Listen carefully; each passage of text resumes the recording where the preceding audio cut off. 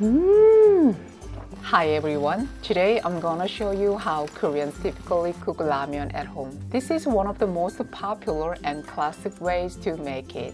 No fancy ingredients needed, just a simple recipe that anyone can follow and enjoy. Let's get started. The first ramen I will introduce is Shin ramen. Shin ramen is pretty popular internationally. You can even find it at Costco in many places. It's bold and spicy. And the other one is Ottogi Shin ramen, another long-loved favorite in Korea. I especially love how chewy the noodles are.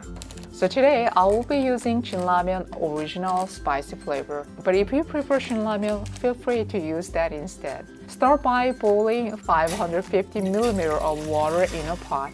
Many Koreans love cooking ramen in a yellow aluminum pot. This type of pot heats up quickly and cools down fast.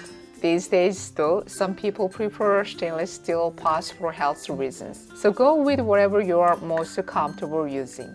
Slice one green onion into bite-sized pieces. Crack one egg into a bowl and beat it well.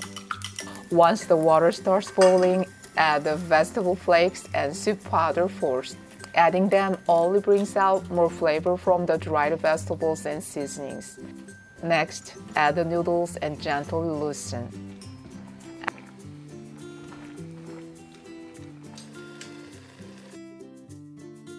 After about 3 minutes, add the green onion and beaten eggs. Adding them at this stage keeps the egg soft and the green onion fresh and aromatic. Here's another tip. Try adding half a tablespoon of tuna fish sauce at the end. It gives the broth a deep savory flavor that really brings the dish together.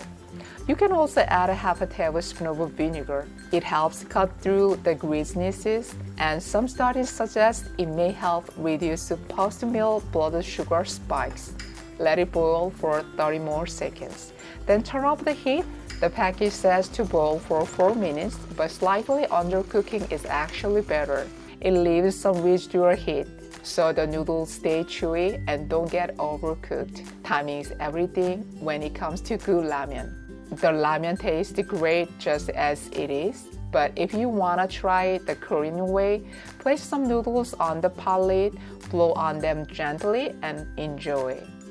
Add a bite well fermented kimchi on the side, and that's a perfect combo.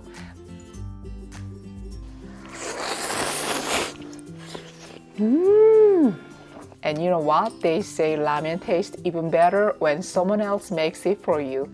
Give this a try the next time you cook ramen. My husband loves mixing rice into the leftover broth at the end.